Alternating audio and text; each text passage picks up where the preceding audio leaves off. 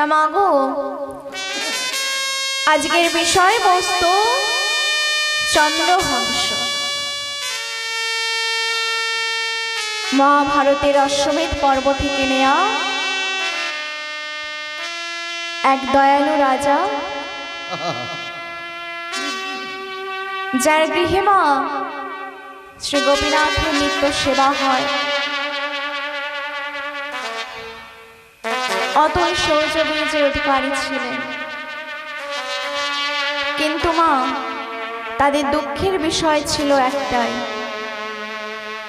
বৃদ্ধকাল পর্যন্ত তাদের কোনো সন্তান ছিল না। যদিও ওই বৃদ্ধ বয়সে গোপীনাথ আমার কৃপা করে একটি সন্তান দান করলেন, সেই সন্তানকে রেখে তার পিতা এবং মাতা উভয়ই পরলোক গমন করলেন। সেই সন্তান পালিত হতে লাগলো এক দাসী মায়ের কাছে। সেই মাও তাকে ধরে রাখতে পারল না, তখন আরেক মায়ের কাছে গিয়ে পালিত হতে লাগলো। সেই মাও তাকে ধরে রাখতে পারল না, শেষ পর্যন্ত আরেক মায়ের কাছে গিয়ে পালিত হতে লাগলো। তাহলে চলুন আমরা জানবো আজ যে সে কেমন করে লালন পালন হয়েছে, কোথাকার রাজা সে। হিমালয় রাজ্যে রাজা,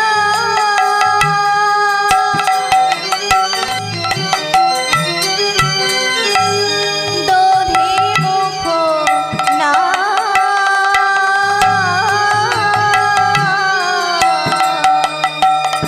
আর হিমালয়ে রাজ্যের রাজা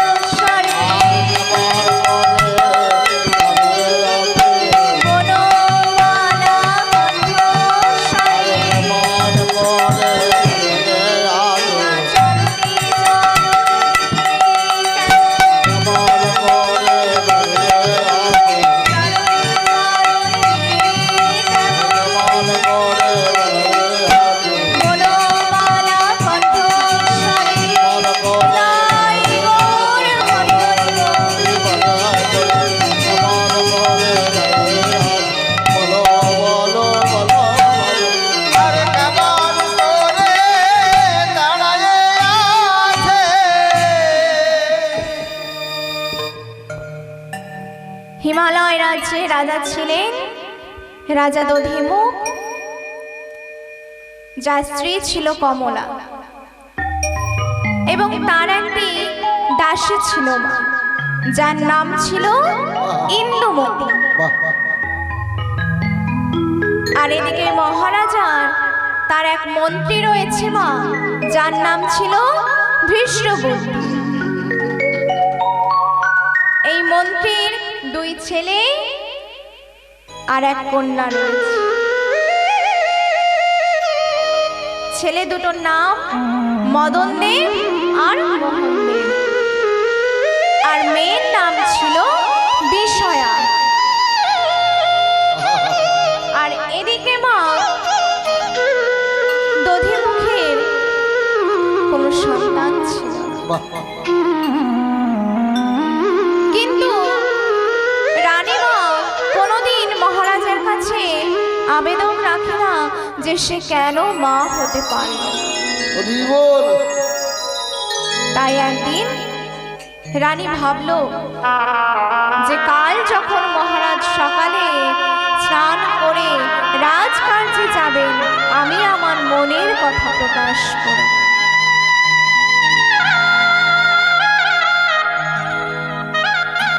তাই মাগো পরের দিন সকালে রাজা যখন স্নান করে গোপীনাথের সেবা করছেন, রানীমা তখন দরজায় এসে দাঁড়িয়েছে।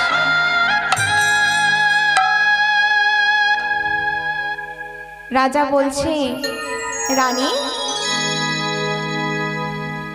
ও রানী, তুমি এত সকালে দরজায় দাঁড়িয়ে কেন? তোমার কিছু লাগবে?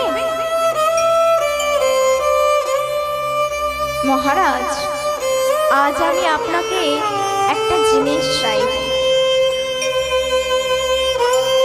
কি চাও? তুমি বলো না কি চাও। তুমি যা চাইবে আমি তোমায় তাই দেব রানী। তবে বেশ, শোনো মহারাজ, আমায় যদি দিতেই হয় তবে কাল সূর্যোদয় থেকে সূর্যাস্ত পর্যন্ত আমায় তুমি এক বাঘ দত্তার সন্তান এনে দেবে। ছি ছি রানী, এ তুমি কি চাইছো? তুমি আজ যাকে বাঘ দত্তার সন্তান বলে গ্রহণ করবে, পরে যদি ওই সন্তান জানতে পারে যে তুমি ওর সত্যিকারের মা নও, আমি ওর সত্যিকারের বাবা নই, তখন কিন্তু আমাদের ছেড়ে অনেক দূরে চলে যাবে।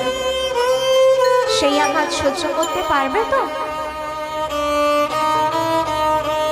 তবে শোনো রানী, সন্তান যদি চাইতেই হয় তবে আমার কাছে, ওই মন্দিরের ভিতরে যিনি বসে আছে তার কাছে গিয়েছে। মহারাজার কথা শুনে রানীমা আমার গোপীনাথকে সেবা করছে। সেবা করতে করতে বলছেন, প্রভু একটি পুত্র দাও হে প্রভু, তোমার সেবার তরে।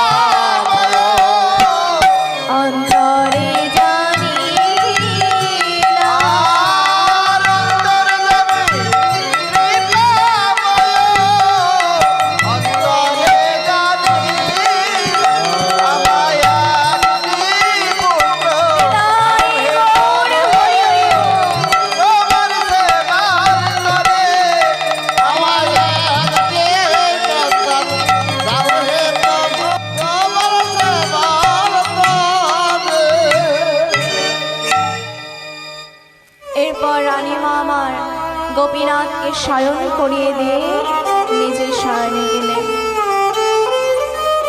প্রায় প্রভাত মা এমন অবস্থায় রানীমা আমার স্বপ্ন দেখলেন একটি ছোট্ট ছেলে হামা করে দিতে দিতে মা মা বলে রানীমাকে বুকে জড়িয়ে ধরছে। সঙ্গে সঙ্গে রানীমা আমার উঠে বললেন ওরে খোকা। যেই না রানীমা খোকা বলে চিৎকার করলেন, মহারাজ বললেন রানী, ও রানী, তুমি কি স্বপ্ন দেখলে? আচ্ছা মহারাজ, ভোরের স্বপ্ন নাকি সত্যি হয়? এই বলে রানীমা আমার সেই রাত্রে এমন অবস্থায় সঙ্গে সঙ্গে গোপীনাথের দরজা খুলে গোপীনাথকে প্রণাম করে কাঁদছে। রানীমার আমার দুফোঁটা চোখের জলে মা অচল বিগ্রহ আজ সচল হয়ে দাঁড়িয়েছে। তাই গীতায় বলেছে মা, পত্রং পুষ্পং ফলং তোয়া जो मे भक्त प्रजज्यते तदहं भक्त प्रहत्तम स्नामि प्रजज्यते। যদি কোনো ভক্ত ফুল ফল কিচ্ছু না পেয়ে একটু ভক্তি সহকারে আমায় গঙ্গা জল আর তুলসী দিয়ে পুজো করে, সেই ভক্তের ডাকে আমি নিজেকে সাড়া দিই। তাই মাগো, রানীমা এই বৃদ্ধ বয়সে গোপীনাথের চরণে যেই না দুফোঁটা চোখের জল ফেলেছে, গোপীনাথ আজ অচল বিগ্রহ থেকে সচল বিগ্রহ হয়ে দাঁড়িয়েছে। কিন্তু মাগো, এমন অবস্থায় সেখান দিয়ে মন্ত্রী দৃশ্য বুদ্ধি যাচ্ছে। মন্ত্রী দেখে ভাবছে, রানী যতই কাঁদো, এই বৃদ্ধ বয়সে তুমি আর মা হতে পারবে। কিন্তু বৈষ্ণব কবি কি বলছেন? বিধির বিধান কে পারে খণ্ডন, কেহ না বুঝিতে পারে।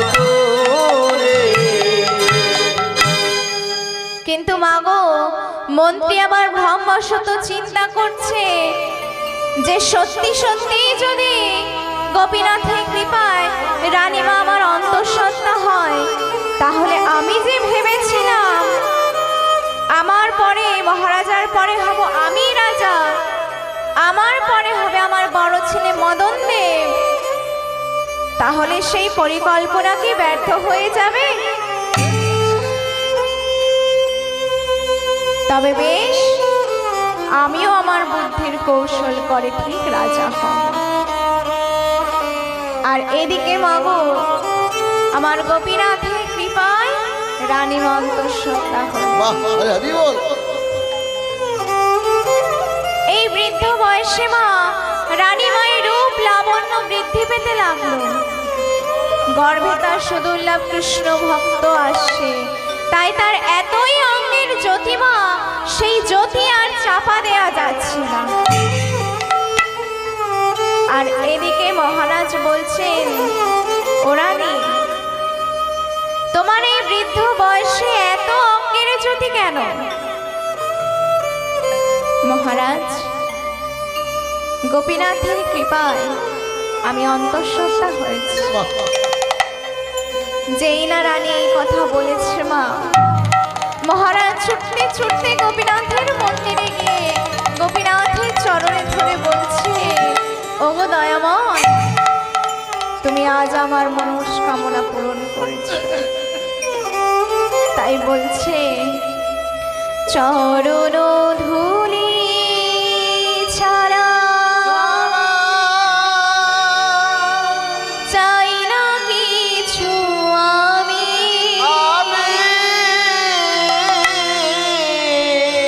থেকো মোর হৃদয়েতে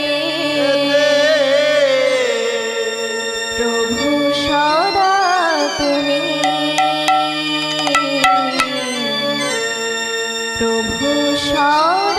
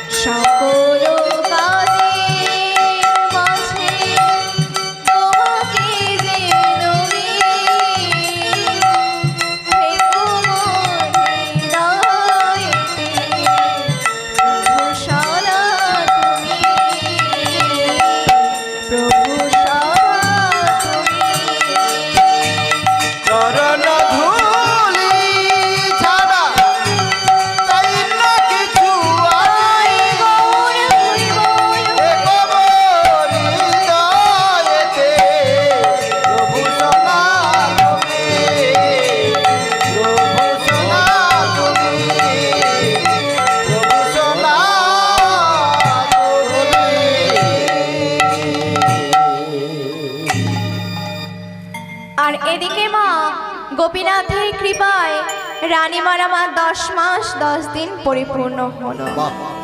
এক শুভক্ষণে রানীমা আমার এক ফুটফুটে পুত্র সন্তানের জন্ম দিলেন। ওই না শুভ দিনে শুভক্ষণে সন্তান প্রসবিল।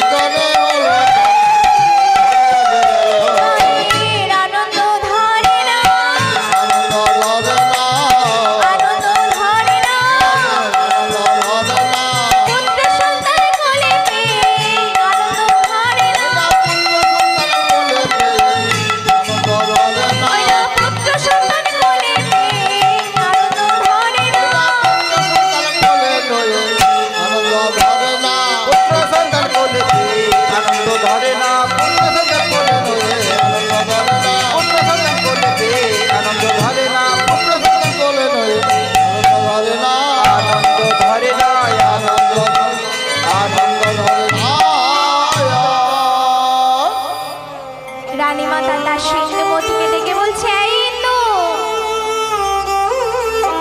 তুই শীঘ্রই যা, মহারাজকে গিয়ে খবর দে যে তার এক পুত্র সন্তান হয়েছে, তিনি যেন দেখতে আসেন।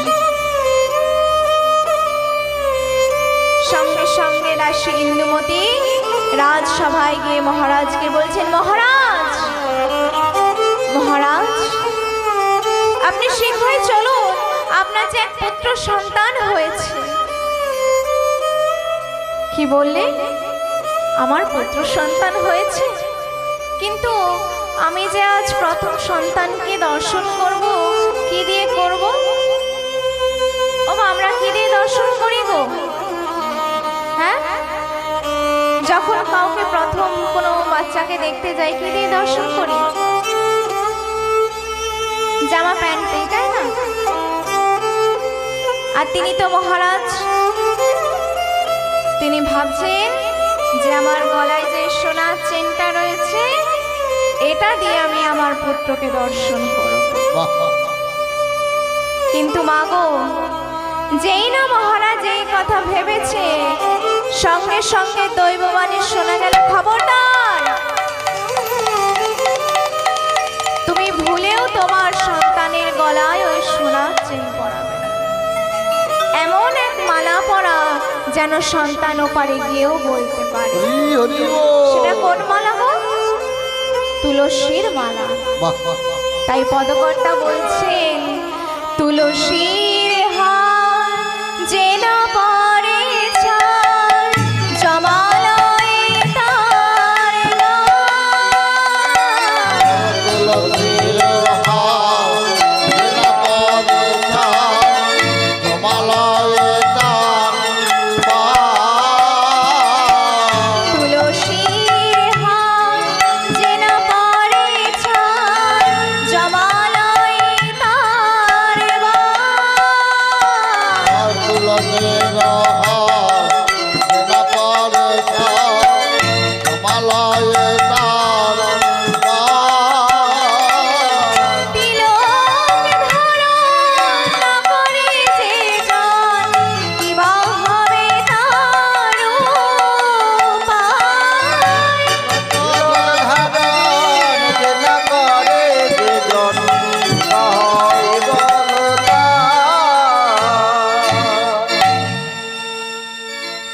মহারাজ বলছে, ওরে ইন্দু, তুই আমায় এক তুলসীর মালা এনে দে, আমি এই তুলসীর মালা পরিয়ে আমার সন্তানকে দর্শন করব।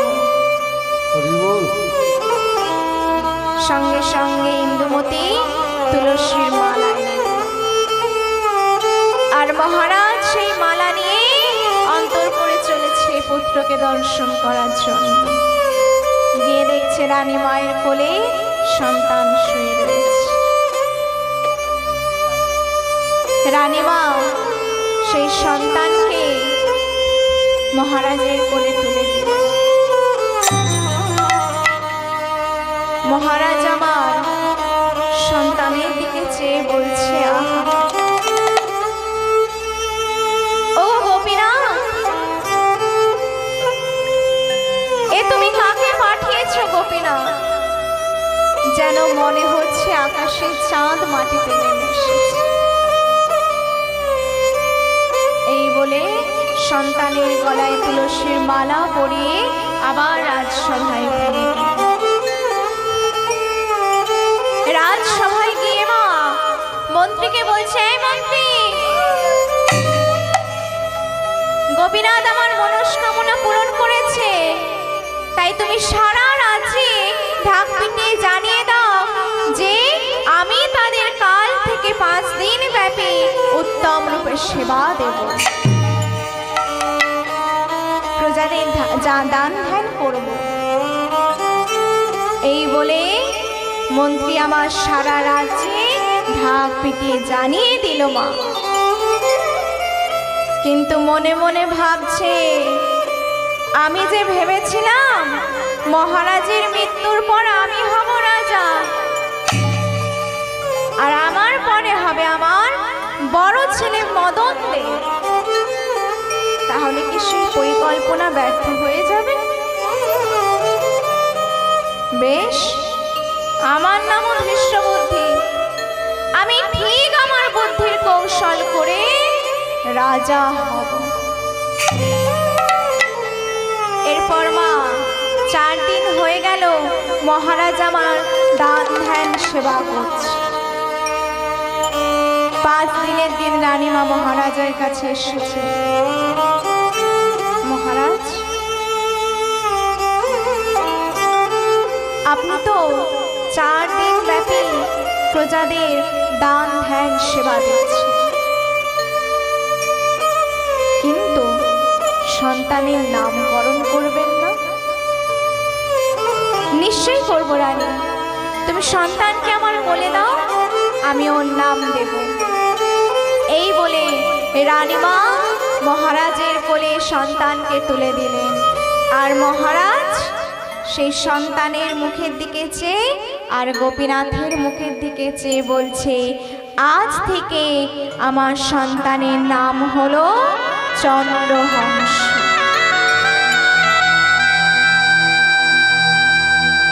একে গো মহারাজ, তোমার সন্তান তো একটা, তার নাম রাখলে দুটো, কোথায় দুটো? কেন, তুমি জয় যে বললে চন্দ্রহংস।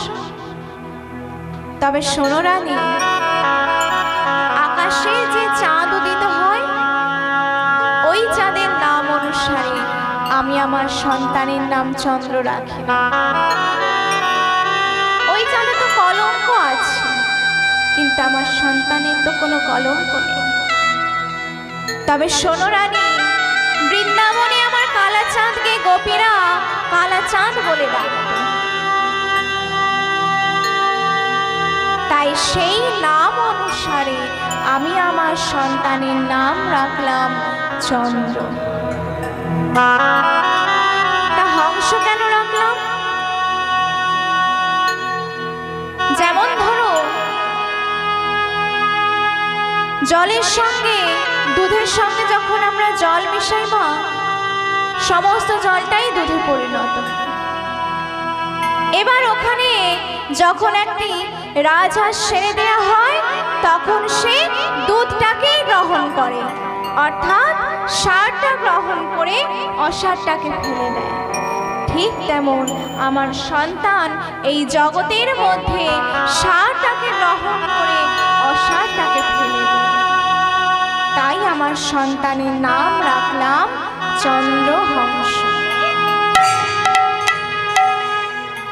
এরপর মা সন্তানের নামকরণ করে মহারাজ আবার রাজসভায় ফিরে গেলেন।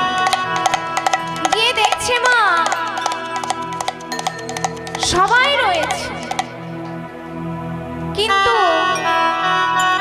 নিজের মন্ত্রীকে তো দেখতে পাচ্ছি।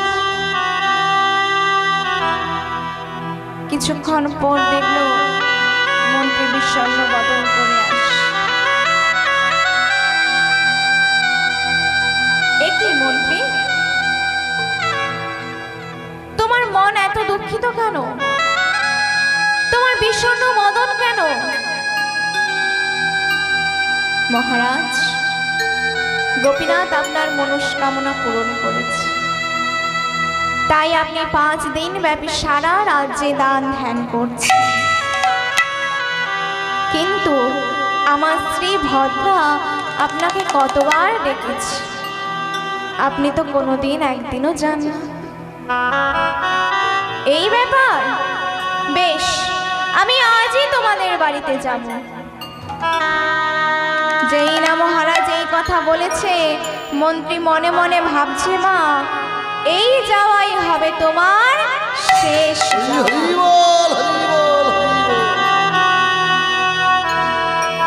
এরপর মা মহারাজ কমলাকে বলছে, আজ আমি এবেলায় মন্ত্রীদের বাড়িতে যাব। মন্ত্রী শ্রী ভদ্রা আমায় অনেকবার ডেকেছে, কিন্তু কোনোদিন যাওয়ার সুযোগ হয়ে ওঠে না, তাই আমি আজ ওদের বাড়িতে যাব। তবে এবেলা হয়তো আসতে পারবো না, ও বেলাতে আসবো, কেমন? এই বলে মা মহারাজ মন্ত্রীর সঙ্গে চলেছে। যেই না গিয়েছে মন্ত্রী গৃহে, মন্ত্রী বলছে, ও ভদ্রা, ভদ্রা, আরে তাড়াতাড়ি বাইরে বেরিয়ে এসে দেখো কে এসেছে।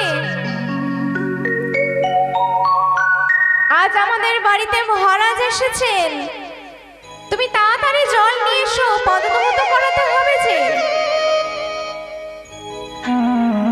এই বলে শ্রী ভদ্রা জল নিয়ে এসে পদধৌত করিয়ে আবার সিংহাসনে বসতে দিলেন।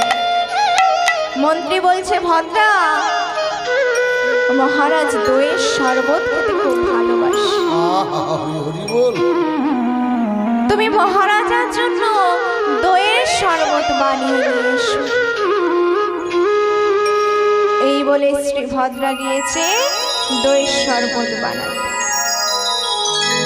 আর এদিকে মা মন্ত্রী ধৃষ্টবুদ্ধি হাতে নিয়ে চলেছে কালকূট বিষ। যেই না মন্ত্রীর দইয়ের শরবত বানানো শেষ হলো, মন্ত্রী গিয়ে বলছে, ভদ্রা, ও ভদ্রা,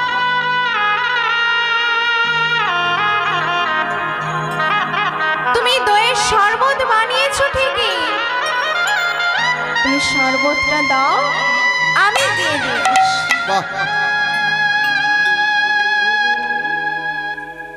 তখন শ্রী ভদ্রা বলছে, কেন?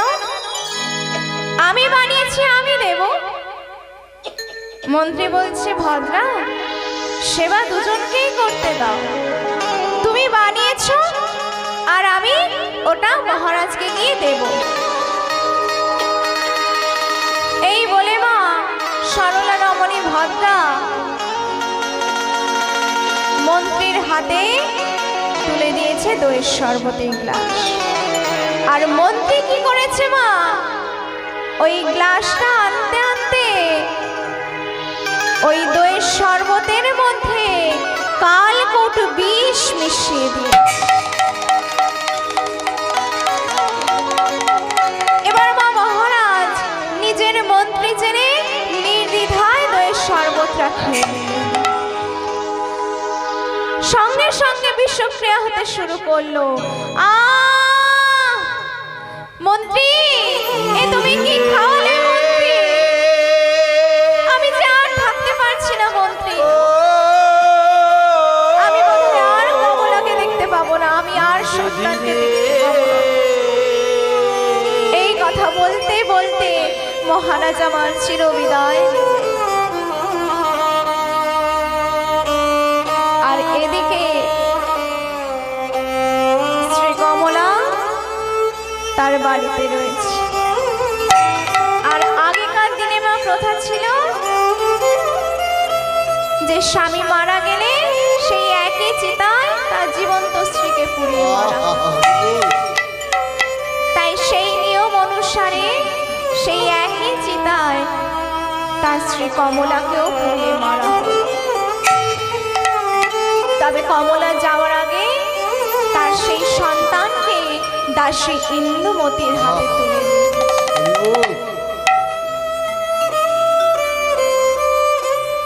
আর এদিকে মা মন্ত্রী ভাবছে, এইবার আমি হলাম রাজা। কিন্তু আমার মনে মনে ভাবছে, গাছটা চলে গেলেও গাছের মূলটা এখনো রয়ে গিয়েছে। মূলটাকে কে গো? তার ছেলে।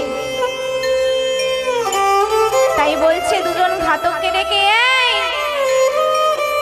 কে আছিস? দুজন ঘাতককে আমার কাছে পাঠিয়ে দে তো। হুকুম করা মাত্র দুজন ঘাতক এসে হাজির হয়েছে।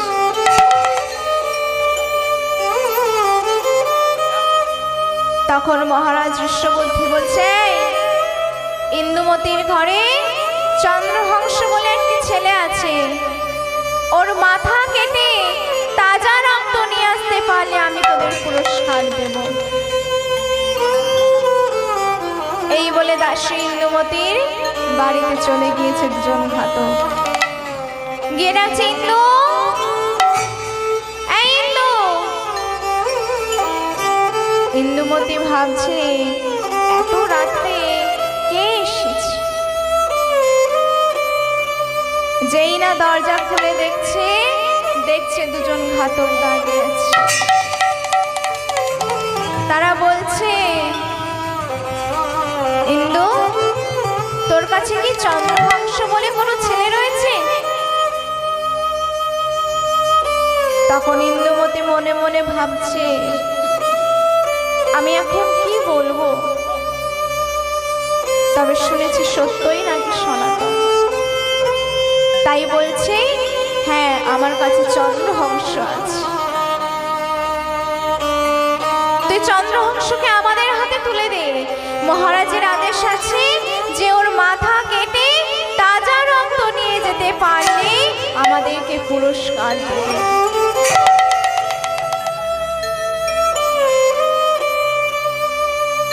তখন ইন্দুমতি বলছে, দাদা, আমি যদি তোমাদের নিজেদের বোন হতাম তাহলে তুমি পারতে আমার কাছ থেকে এই সন্তানকে কেড়ে নিয়ে যেতে। তখন দুজন ঘাতকের একজন বলছে, আরে ইন্দু যে আমাদের দাদা বলে ডেকেছে, কিন্তু বোন, মহারাজের যে আদেশ আছে। তখন ইন্দুমতি বলছে, তোমাদের রক্তের দরকার তো আমি তোমাদের রক্তের সন্ধান করে দেব। তোমরা এই গভীর রাত্রিতে গভীর জঙ্গলের মধ্যে দিয়ে যখন যাবে, তখন কোনো বন্য পশুকে হত্যা করে তার তাজা রক্ত নিয়ে যাবে। নিয়ে গেলে মহারাজ দেখে খুশি হবে। সেই ইন্দুমতির কথা মতো বন্য পশুকে হত্যা করে তার তাজা রক্ত নিয়ে গিয়ে মহারাজ ঋষ্যবুদ্ধিকে দিয়েছে। আর এদিকে মহারাজ ঋষ্যবুদ্ধি রক্তের দিকে চেয়ে বলছে, দধিমু, আমি আমার বুদ্ধির কৌশল করে যেমন তোমায় ওপরে পাঠিয়েছি, ঠিক তেমন তোমার ছেলেকেও আমি আমার বুদ্ধির কৌশল করে ওপরে পাঠাবো।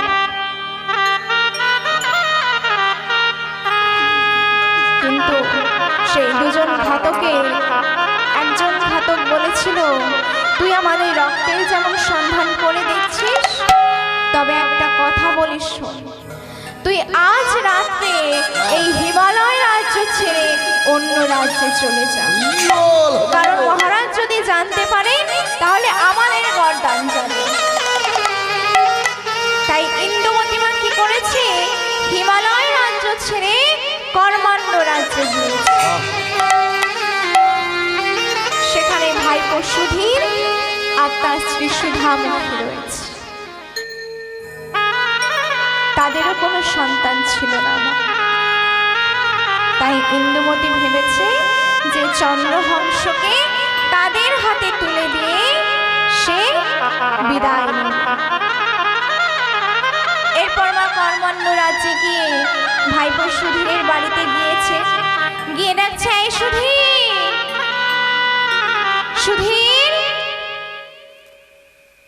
সুধামুখী দরজা খুলে দেখছে পিসিমা দাঁড়িয়ে রয়েছে, আর পিসিমার কোলে রয়েছে একটি ফুটফুটে সন্তান।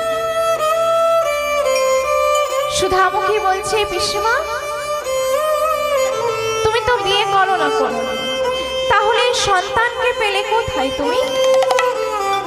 ওরে, এ হলো আমাদের মহারাজ দধিমুখের ছেলে চন্দ্রহংস। একে ওর বাবা মা আমার হাতে তুলে দিয়ে তারা চিরবিদায় নিয়েছে। তোদের তো কোনো সন্তান নেই, তোরা একে নিজের সন্তানের মতো মানুষ কর, পরে বড় হয়ে ও তোকে মা বলবে এবং সুধীরকে বাবা বলে ডাকবে। কিন্তু মাগো,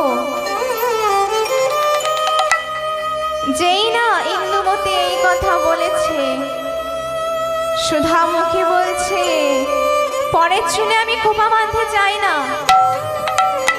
অর্থাৎ পরের ছেলের মুখে আমি মা ডাক শুনতে চাই। ও মা, আপনারা তো মা হয়েছে, জগতে এমন কোনো নারী আছে যে মা হতে চায় না? কি গো, মা আছে? কেউ নেই। নারীত্ব তখনই পূর্ণতা পায় যখন সে মাতৃত্ব লাভ করে, তাই না? আর আজকে সুধামুখীর চরিত্রটা দেখুন, যে নারী হয়েও মা ডাক শুনতে চাইছে। এই কথা শুনে আমার গোপীনাথ মনে মনে ভাবছে, এক্ষুনি আমাকে এই সংসার থেকে ইন্দুমতিকে তুলে নিতে হবে। তাই ইন্দুমতির হলো বিষ শিকারক। এই রোগে ইন্দুমতি মারা গেল। আর সুধামুখী সুধীরকে বলছে, তুমি এক্ষুনি ছেলেটাকে গভীর জঙ্গলে ফেলে রেখে এসো। সুধামুখীর চরিত্রটা একবার দেখুন মা। এদিকে সুধীরের ইচ্ছে করছে, কিন্তু সে সেই সন্তানকে নিজের কাছে রাখতে পারছে, সে গভীর জঙ্গলের মধ্যে ফেলে রেখে ক্ষুধায় তৃষ্ণায় সেই সন্তান কেঁদেই চলেছে। আর এদিকে গোপীনাথ আমার যেই গাছের নিচে চন্দ্রহংস শুয়েছিল, সেই গাছের ডালে এক মধু চক্র সৃষ্টি করে সেখান থেকে মধু ফেলছে আমার চন্দ্রের বদনে। এমন সময় মা কর্মান্য রাজ্যের মন্ত্রী মল এসেছে মৃগয়া কারণে। তখন আমার গোপীনাথ মনে মনে ভাবছে, মা চন্দ্র, তুমি যেমন রাজার ছেলে, আমি তোমাকে পাঠাবো মন্ত্রী। তাই গোপীনাথ বলছে, এই মুহূর্তে আমি যদি চন্দ্রহংসকে না কাঁদাতে পারি, তবে মন্ত্রী জানতে পারবে না যে এখানে চন্দ্র নামের কেউ আছে। তাই মা গোপীনাথ ওই গাছের ডালে মধুচক্র সৃষ্টি করে যেমন চন্দ্রের ক্ষুধা নিবৃত্তি করেছে, ঠিক তেমন এক ছোট্ট পিপীলিকা হয়ে আমার চন্দ্রের অঙ্গে যেই না কামড় দিয়েছে, সঙ্গে সঙ্গে চন্দ্র কেঁদে উঠেছে। আর যেই না কেঁদে উঠেছে, মন্ত্রী মন শুনতে পেল সেই চন্দ্রের কান্নার আওয়াজ। মন্ত্রী তখন মনে মনে ভাবছে, এই গভীর জঙ্গলে শিশু কোথা থেকে আসবে? একটু এগিয়ে গিয়ে দেখছে এক ছোট্ট ফুটফুটে সন্তান সেখানে শুয়ে রয়েছে। সন্তানকে কোলে নিয়ে তার বাড়ির দিকে যাচ্ছে, গিয়ে বলছে, পদ্মা, ও পদ্মা,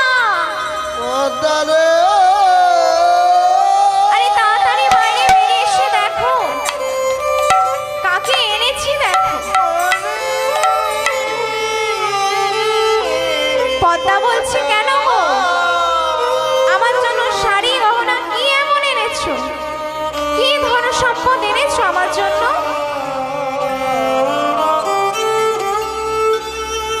তখন মন্ত্রী বলছে, পদ্মা, আজ তোমায় আমি এমন ধন সম্পদ দেব যার ওপরে আর কোনো ধন সম্পদ হতে পারে না। সেটি হলো পুত্রধন। এরপর মা পদ্মা বাইরে বেরিয়ে এসেছে। বেরিয়ে এসে দেখছে স্বামীর কোলে এক সন্তান। সঙ্গে সঙ্গে বলছে, এ কি স্বামী, এ কার সন্তান? এ তুমি কার সন্তানকে চুরি করে এনেছো? পদ্মা, আমি একে চুরি করে আনি না। এ হলো রাজা দধিমুখের ছেলে চন্দ্রহংস।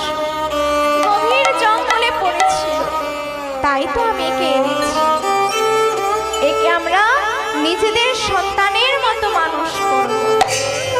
পরে বড় হয়ে ও তোমায় মা বলবে আর আমায় বাবা বলে ডাকবে। তবে শোনো পদ্মা, তুমি কিন্তু কোনোদিন কাউকে বলো না যে এ আমাদের নিজেদের সন্তান নয়, একে আমরা কুড়িয়ে পেয়েছি। কিন্তু মাগো, সর্ষে গাছ মাটিতে পুঁতলে যেমন 2.5 দিনে তার চারা বেরোয়, ঠিক তেমন নারীদের পেটে কোনো কথা থাকে না, তাই না? যত কথা কোথায় হয় গো? সেই পুকুরের ঘাটে, না হলে কলতলায় গিয়ে সব শেষ হয়ে যায়, তাই না? সবাই যখন বলছে, ওরে পদ্মা, সত্যি তোর ছেলে হয়েছে অপূর্ব, হ্যাঁ সত্যি তোর গর্ব খুব। পদ্মা তখন বলছে, ধুর, যদি নিজের ছেলে হতো। হ্যাঁ, দেখেছেন মা, সেই সত্যি কথা বলে দিয়েছে। সে কি রে পদ্মা, ও তোর নিজের ছেলে নয়? ধুর, ওকে আমার নিজের ছেলে নাকি? ওকে তো আমার স্বামী গভীর জঙ্গলে কুড়িয়ে পেয়েছে। এরপর কি হবে মা? কথাটা এক জায়গায় আর থাকবে? থাকবে না, সারা গ্রাম হয়ে গেল। আর এদিকে মন্ত্রী মন বলছে, পদ্মা, আমি তোমায় বারণ করেছিলাম যে তুমি কাউকে বলবে না, সেই তুমি সবাইকে বলে দিলে। তবে শোনো পদ্মা, আমি তোমায় মাতৃত্ব দিয়েছি, কিন্তু তুমি তা রাখতে পারবে না। তবে শোনো পদ্মা, এই সন্তান আমি আমার এক বাল্য বন্ধু আছে, আমি তার কাছে রেখে আসব। জঙ্গলিয়া রাজ, কলিঙ্গ রাজ্যে রাজা সে। শুনেছি তাদেরও কোনো সন্তান নেই, আমি এই সন্তানকে তাদের কাছে রেখে আসব বলে সেই সন্তানকে সেই কলিঙ্গ রাজ্যে নিয়ে চললেন জঙ্গলিয়া রাজের কাছে। তাহলে মা দেখুন, একটা সন্তান কতগুলো হাত পাল্টে পাল্টে আসে, তাই না? প্রথমে তার গর্ভধারিণী মা তাকে রেখে মারা গেল, তারপরে সে তার দাসী মায়ের কাছে পালিত হতে লাগলো, কিন্তু সেই মাও তাকে রাখতে পারল না। তারপর আরেক মায়ের কাছে, সুধামুখী, সে তো রাখবেই না। তারপরে আরেক মায়ের কাছে এলো, সেই মাও তাকে রাখতে পারল না। শেষ পর্যন্ত আরেক মায়ের কাছে এসে লালন পালন হতে লাগলো। আর এই জঙ্গলিয়া রাজের স্ত্রীর নাম ছিল ঝিলকি। ঝিলকিকে কোলে দিয়ে জঙ্গলিয়া রাজ বলছে, ঝিলকি, এই সন্তানকে আজ আমরা আমাদের নিজেদের সন্তান বলে গ্রহণ করব। এই বলে ঝিলকি সেই সন্তানকে মা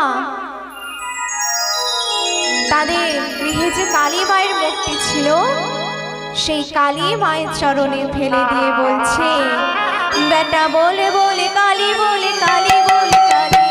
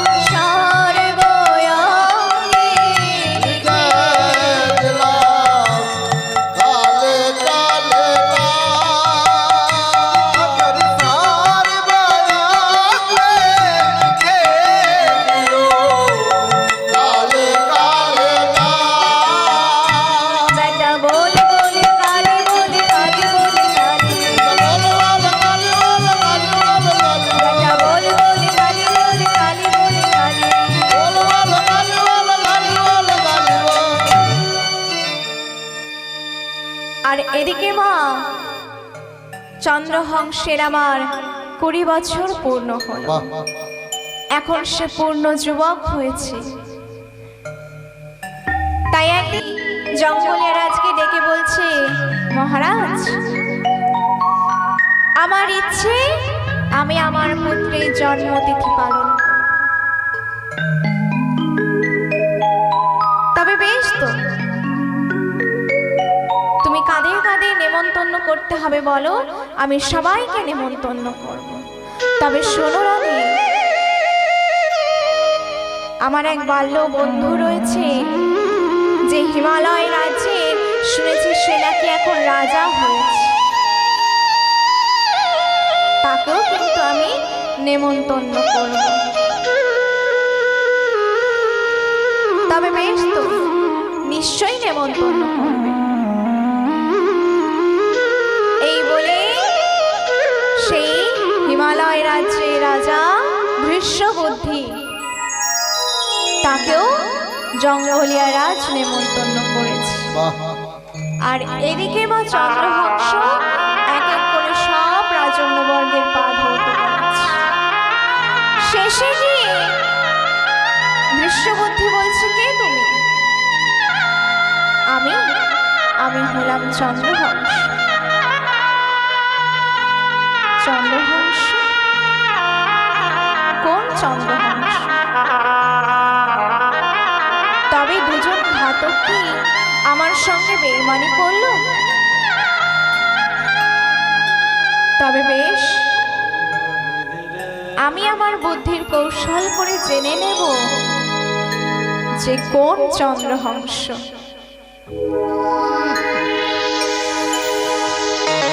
এরপর মা বৃষবুদ্ধি জঙ্গলিয়া রাজকে ডেকে বলছে, বন্ধু, আজ অনেক রাত হয়ে গিয়েছে, অনেক বেলা হয়ে গেছে, আমি আজ যেতে পারবো না, তবে আমি কাল যাব। তখন জঙ্গলিয়া রাজ বলছে, বেশ তো, কালকেই যাবে, কিন্তু আমার বাড়িতে যে একটা চিঠি পাঠাতে হবে। বেশ তো, তুমি চিঠি লিখে দাও, আমার পুত্র গিয়ে তোমার বাড়িতে গিয়ে দিয়ে আসো। এরপর মা চিঠি লিখছে। বৃষবুদ্ধি কি লিখছে গো? কল্যাণী ও মদন দেব পত্র নিয়ে পত্রবাহককে পাঠালাম। পত্রবাহক যাওয়া মাত্র বিষ প্রদান করিবে, ইতি তোমার পিতা বৃষবুদ্ধি। এরপর সেই পত্র নিয়ে চন্দ্রহংসের হাতে দিয়েছে, আর চন্দ্রহংস সেই রৌদ্রের মধ্যে ওই চিঠি নিয়ে চলছে। এবার মা গরমের দিন, তৃষ্ণার্ত হয়ে গিয়েছে, ক্লান্ত হয়ে গিয়েছে। এক সরোবরের পাশে মা এক বৃক্ষে সাদা ঘোড়াটিকে বেঁধে রেখে একটু নিদ্রায় শুয়ে পড়েছে। যেই সরোবরের কাছে শুয়েছে মা, ওটাই ছিল মহারাজ বৃষবুদ্ধির রাজবাড়ির সরোবর। এরপর মা মন্ত্রী বৃষবুদ্ধির এক কন্যা ছিল, তাই না? যার নাম কি ছিল মা? কি নাম ছিল গো? ভুলে গিয়েছেন? বিষয়া। বিষয়া তার বান্ধবীদেরকে নিয়ে সরোবরের দিকে ঘুরতে আসছে। বিষয়া দেখতে পেল যে ওই বৃক্ষে একটি সাদা ঘোড়া বাঁধা রয়েছে, এবং দেখছে এক অপূর্ব যুবক সেখানে নিদ্রায় রয়েছে। তখন বিষয়ের কাছে এগিয়ে দেখছে আর বলছে, ওগো গোপীনাথ, কোনো একজন ছেলেকে এত সুন্দরভাবে তুমি তৈরি করতে পারো, যাকে দেখা মাত্র আমি আমার সবটুকু তাকে দিয়ে দিয়েছি, কিন্তু ওর হাতে ওটা কি? কিসের জন্য একটা চিঠি দেখা যাচ্ছে।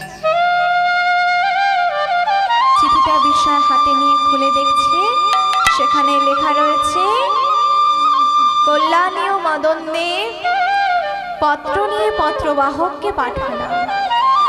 পত্রবাহক যাওয়া মাত্র একই লেখা রয়েছে, বিষ প্রদান করিবে। না না, এ আমি কখনোই হতে দিতে পারি না। যাকে দেখা মাত্র আমি আমার সবটুকু তাকে দিয়ে দিয়েছি, তাকে আমি কখনোই মরতে দিতে পারি না। তাই বিষয় কি করলো না, ওই বকুল বৃক্ষের একটি কুড়ি নিয়ে চোখের কাজল থেকে একটু কাজল নিয়ে বিষের পাশে অন্ত্যেস্তয় আকার লিখল।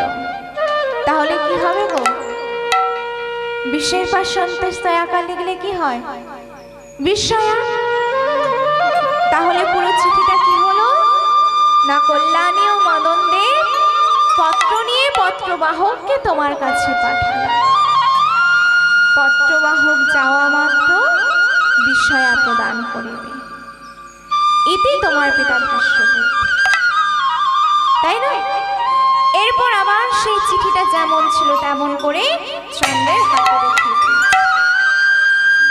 আর এদিকে মা চন্দ্র রাজবাড়িতে এসে ডাকছে, কে আছে? একবার বাইরে আসবেন।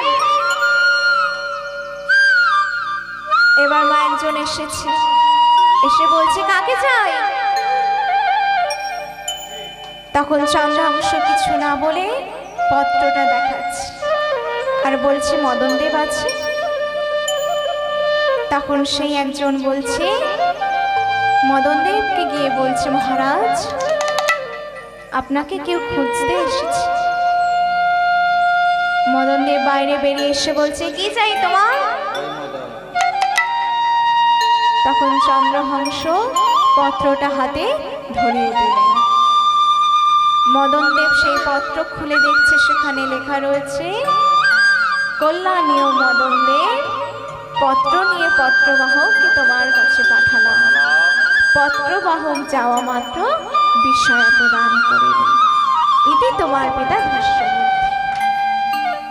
যেই না পত্রটি পড়েছে, সঙ্গে সঙ্গে মদন দেব তার মাকে ডাকছে, ও মা, মা, আরে তাড়াতাড়ি বাইরে বেরিয়ে এসো, দেখো কে এসেছে। তখন ভদ্রা বলছে, কে এসেছে? আরে তুমি তাড়াতাড়ি বাইরে বেরিয়ে এসে দেখো, আর মাথায় ঘোমটাটা দিয়ে এসো। কিন্তু মাথায় ঘোমটা দিয়ে এসে দেখছে, মদন দেব বলছে, ও মা, কে এসেছে জানো? মা গো মা, জামাই এসেছে।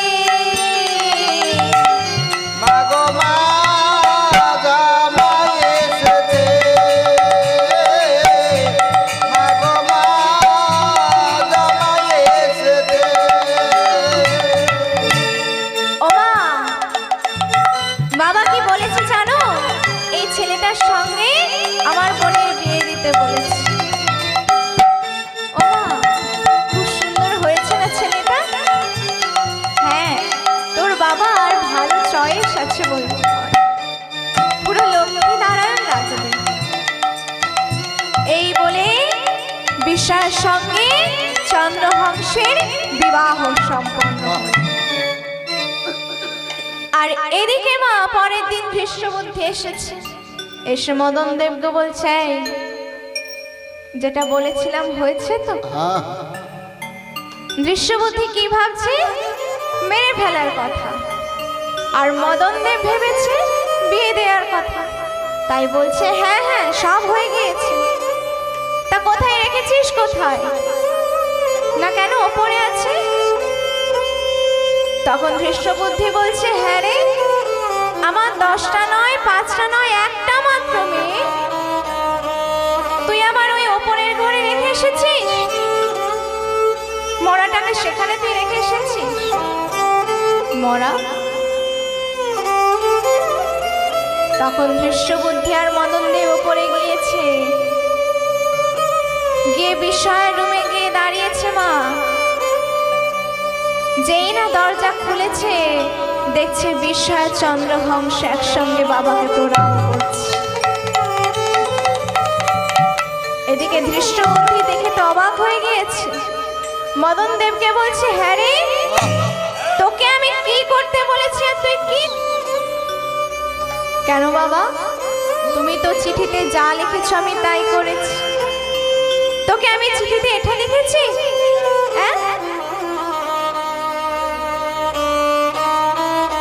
তোকে চিঠিতে কি এটা লিখেছি? কই তুই চিঠিটা বের কর দেখি। এই বলে মদনদেব চিঠিটা বের করেছে। তুই বের করেছিস, তুই পড়। বলে মদনদেব পড়ছে, কল্যাণী ও মদনদেব, পত্র নিয়ে পত্রবাহককে তোমার কাছে পাঠালাম। পত্রবাহক যা মাত্র বিস্ময় প্রদান করিবে। বিস্ময় প্রদান করিবে? ওই দেখি পত্রটা, দেখি দেখি কোথায় বিস্ময়। একই, এ তো সত্যি সত্যি বিস্ময় লেখা আছে। তবে বেশ,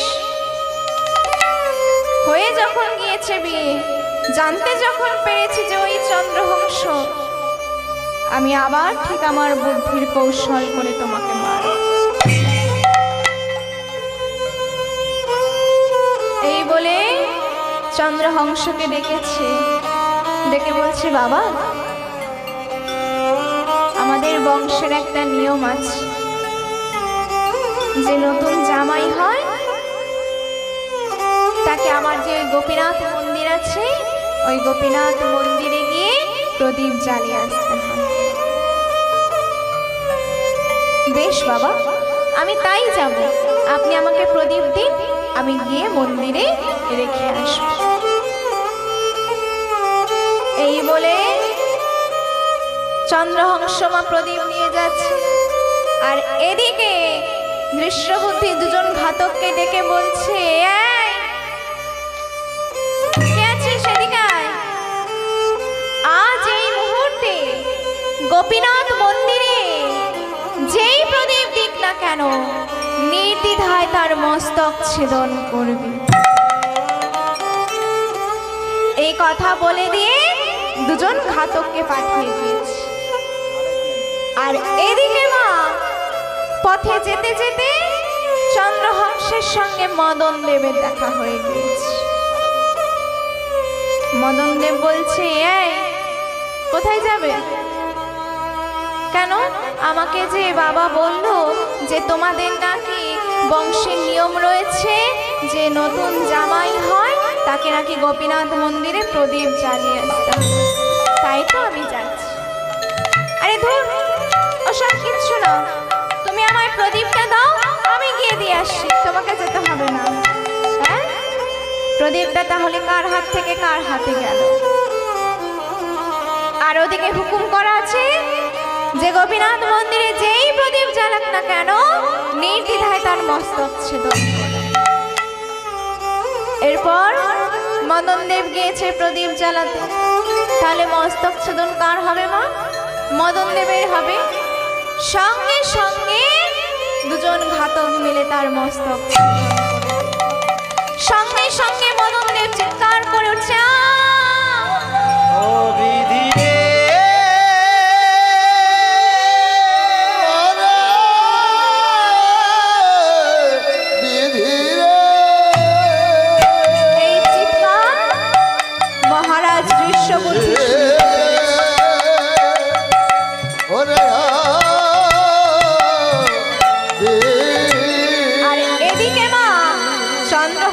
তখন বাড়ি চলে গিয়েছে। দৃশ্যবুদ্ধি মনে মনে ভাবছে, চন্দ্র যদি বাড়ি চলে এলো তাহলে ওখানে কে? চন্দ্রকে ডেকে বলছে, কি চন্দ্র, তুমি প্রদীপ জ্বালাতে যাও না? না, আমি তো গিয়েছিলাম, কিন্তু মদন দাদা তো আমার হাত থেকে প্রদীপটা নিয়ে নিয়েছে, নিয়ে গিয়ে নিজে যাচ্ছে গোপীনাথ মন্দিরে। সঙ্গে সঙ্গে মহারাজ কৃষ্ণবুদ্ধি ছুটতে ছুটতে গোপীনাথ মন্দিরে গিয়েছে। গিয়ে দেখছে নিজের ছেলেরই মস্তক ছেদন হয়ে পড়ে।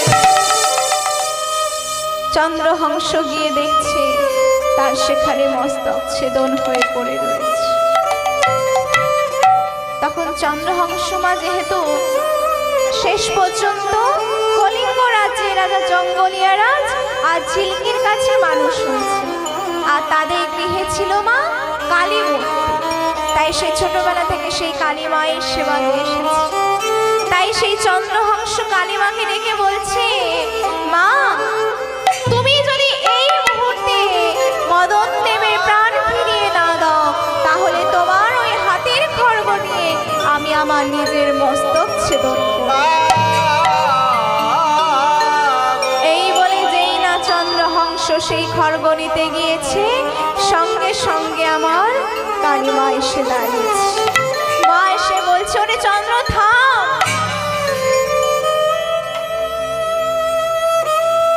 তুই আমার এই ঘটের একটু জল মদন দেবের মাথায় ছিটিয়ে দে, তবেই ও আবার প্রাণ ফিরে পাবে। এইভাবে চন্দ্রহংস যেই না ঘটের জল আমার মদন দেবের মাথায় ছিটিয়ে দিল, মদন দেব আবার প্রাণ ফিরে পেল। তাহলে মায়েরা দেখুন ভক্তকে কিভাবে ভগবান রক্ষা করে। কখনো গাছের ডালে মধুচক্র সৃষ্টি করে তার ক্ষুধা নিবৃত্তি করেছে, কখনো আবার ছোট্ট পিপীলিকা হয়ে তার অঙ্গে কামড় দিয়ে তাকে আবার এক মায়ের কাছে পাঠিয়েছে। আবার তাকে রক্ষা করার জন্য তার হাত থেকে প্রদীপটা কার হাতে পাঠিয়েছে। এভাবে গোপীনাথ আমার চন্দ্রহংসকে রক্ষা করছে। আর এদিকে মহারাজ দৃশ্যবতী নিজের ভুল বুঝতে পেরে বলছে, চন্দ্রহংস বাবা, আমার অনেক বড় ভুল হয়েছে। আমি আজ তোমার ক্ষতি করতে গিয়ে নিজেরই ক্ষতি করে ফেলেছি। তবে শোনো, আজ থেকে তুমি হলে এই হিমালয় রাজ্যের রাজা।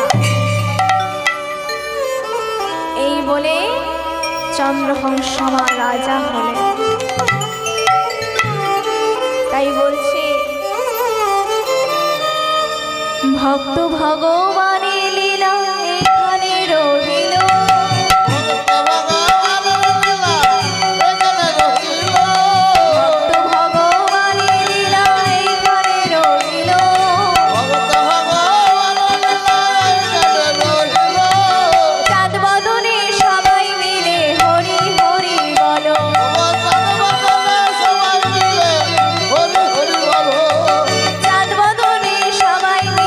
হরি হরি